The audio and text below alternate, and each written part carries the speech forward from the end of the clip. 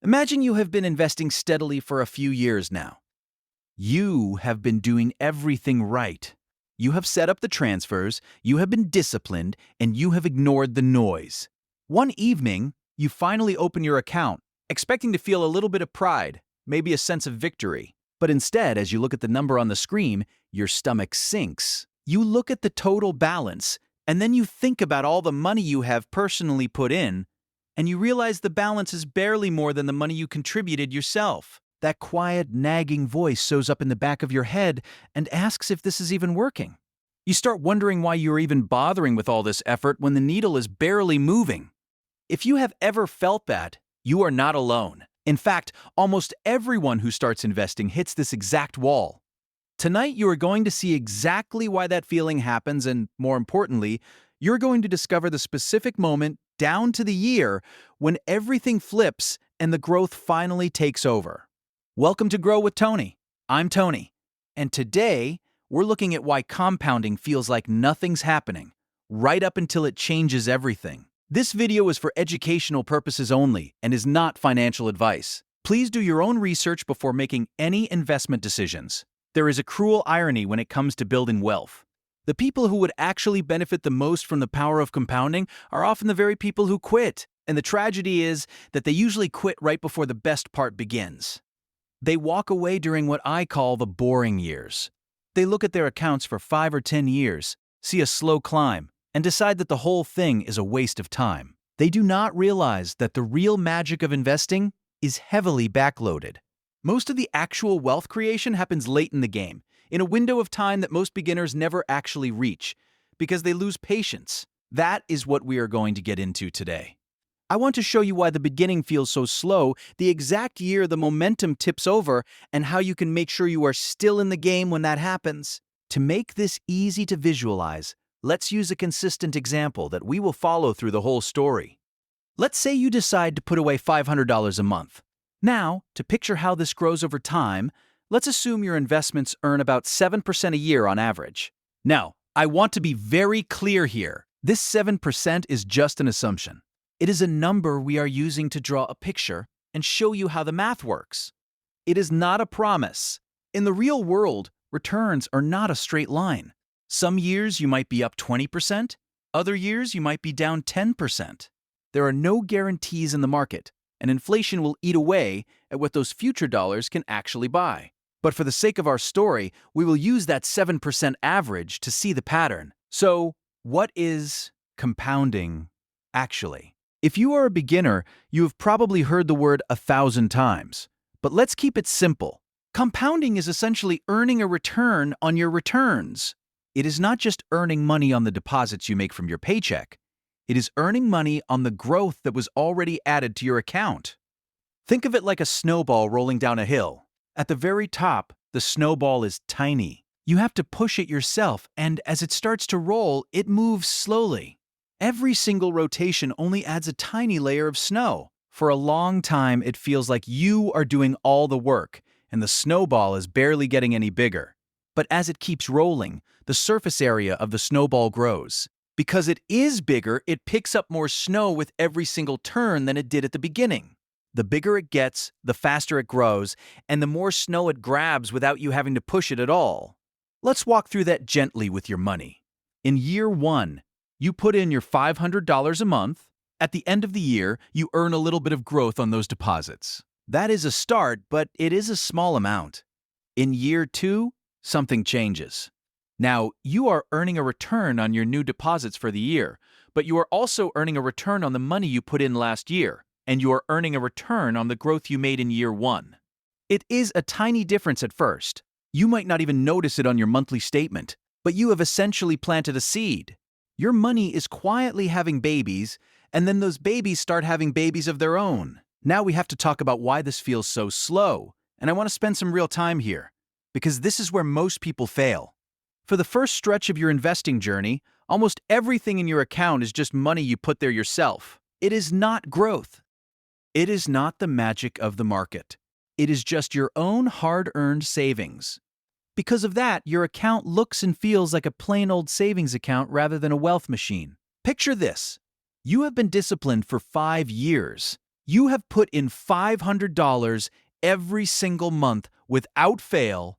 You check your balance, and you see about $35,800. That sounds like a decent chunk of money, right? But look closer at where that money came from. Out of that total, $30,000 is just the money you deposited from your own pocket. The actual growth, the money the market gave you, is only about $5,800. When you realize that only about 16% of your account is actually growth, it feels discouraging. You feel like you are doing all the heavy lifting and the investment is just sitting there. You might think, if I just put this in a shoebox, I would have almost the same amount. Now, let's fast forward. You push through the frustration and keep going for another 5 years. You have now been investing for a full decade. You open the app, and the balance is about $86,500. It is a much bigger number, but the feeling is still similar. You have now deposited $60,000 of your own money. The growth has climbed to about $26,500. That is better. Growth now makes up about 31% of your total balance, but it still feels slow. You have spent 10 years of your life, thousands of hours of work, and hundreds of monthly transfers, and the growth is still less than half of what you personally contributed. This is the flat part of the curve. This is the danger zone. In your mind, you are waiting for a rocket ship, but you feel like you are walking through mud. It is important to understand that nothing is broken. The system is working exactly as it should. You just haven't hit the turn yet. This is the exact stretch where most people give up. They decide that the effort of saving $500 a month is not worth the slow crawl of the balance, and they stop. They walk away from the table right as the game is about to get interesting. But if you can stay disciplined and keep pushing that snowball, you eventually reach the inflection point. This is the peak of the story, the moment where everything changes. And the beautiful thing is that we can actually pin this moment to a specific year. Remember, you are contributing $6,000 a year, which is your $500 a month. For the first decade, your annual contributions were the main driver of your account's growth. But around year 11, something incredible happens. For the first time in your investing life, the money your account earns in a single year is more than the money you put in yourself. In year 11, based on our 7% assumption, your account earns about $6,450 in growth for that year alone. Stop for a second and let that land. You put in $6,000, but the account grew by $6,450. Your money just out-earned you. From this point forward, the engine is bigger than the driver. You are still contributing, which is great, but you are no longer the primary source of growth. The compounding machine has finally taken over. And once it takes over, it doesn't just move faster. It pulls away with an intensity that is hard to wrap your head around.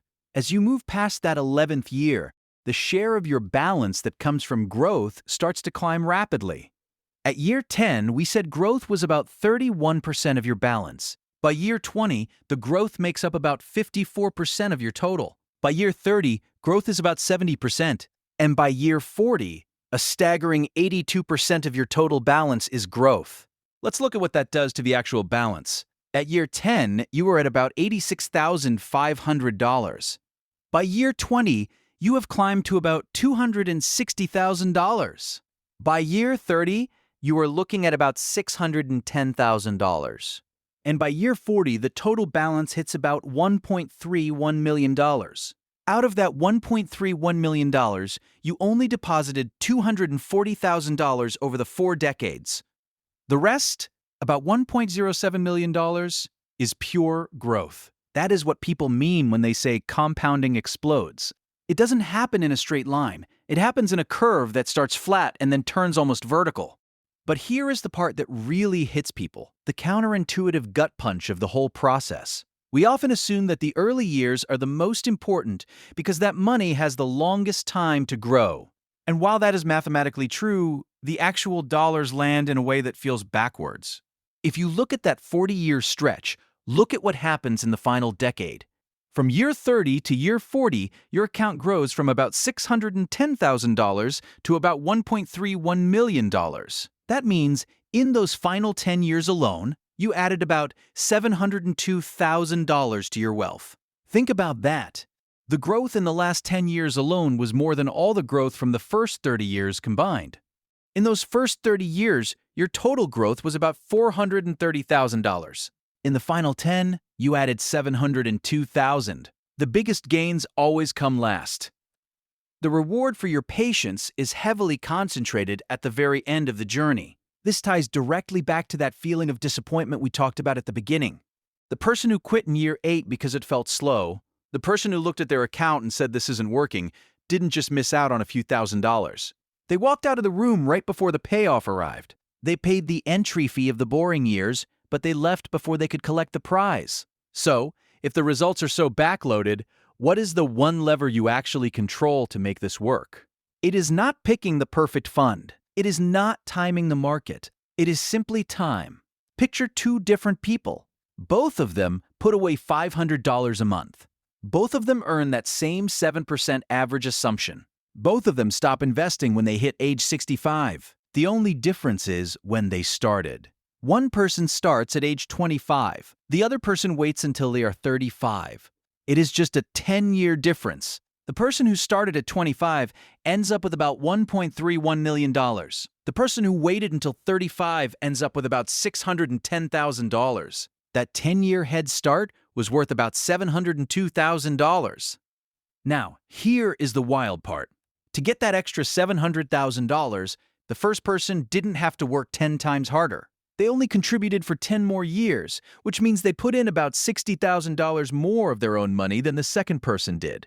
They put in $60,000 more in deposits, and in exchange, they got $702,000 more in the end. Time did all the heavy lifting. This is why starting now, even with a small amount, beats waiting for the perfect moment when you have a bigger amount to invest. You cannot buy back the time you lose. You cannot make up for a late start by simply throwing more money at the problem later, because you are fighting against the simple math of time. Now, I want to have a moment of complete honesty with you, because this is where most finance videos mislead people. Everything I have described here is based on a 7% average assumption to draw a curve. But real life is not a smooth curve. Real returns never show up in a neat straight line on a graph. In the real world, you will have years where your account drops by 15%. You will have years where it jumps by 20%. You will have years where it feels like the world is ending and you wonder if you should just pull everything out and hide it under your mattress. None of the returns are guaranteed. And we also have to talk about inflation. $1 million 40 years from now will not buy the same amount of groceries or houses as $1 million does today. Inflation quietly chips away at the purchasing power of your future wealth. But here is the truth that remains, regardless of inflation or market crashes. The shape of the curve does not change. As long as you have a positive rate of return over the long haul, the pattern is always the same. It is always slow and flat at the start. It always feels like nothing is happening for a long time. And then, it always gets steeper and steeper as you approach the end. Your exact numbers will be different. Your percentage will be different. But the pattern will not change. So, what should you actually do tonight to make sure you are the person who reaches the explosion point? First, start now. Even if you cannot do $500 a month, start with whatever you can. Whether it is $50 or $100, the priority is to start the clock. Time is the one ingredient you cannot buy back. So every month you wait is a month of compounding you can never recover. Second, automate it. This is the most important practical step you can take. Set up an automatic transfer from your bank to your investment account. Why? Because getting through the boring years should not depend on your willpower. Willpower is a finite resource. If you have to manually decide to invest every single month for 10 years while seeing a slow-moving balance, you are much more likely to quit. If it happens automatically, you stop thinking about it. You stop judging the progress every month and you just let the system run in the background. Third, keep it simple and broad. You don't need to spend your life hunting for the next big stock or trying to time the bottom of a market crash. For most people, low-cost index funds or ETFs are the way to go. This is a simple starting idea. Not financial advice, but the goal is to capture the growth of the overall market rather than betting everything on a single company. When you hold a broad index, you are letting time and the general growth of the economy work for you, instead of gambling on a winner. And finally, stop checking your account every day. Seriously, When you check your balance daily or weekly, you are focusing on the noise. You are focusing on the tiny fluctuations that don't matter in a 40-year window. When you zoom in too far, all you see is the flat part of the curve. And that is where the temptation to quit comes from. Give yourself permission to ignore the balance. Trust the process. Remind yourself that the slow start is not a sign that the system is failing you. It is not a sign that you are doing something wrong. The slow start is simply the toll you pay to reach the part where your money works harder than you do.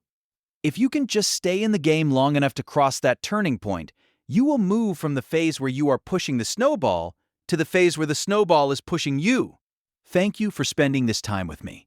If you found this helpful, please subscribe and hit the bell so you don't miss the next one. See you in the next one.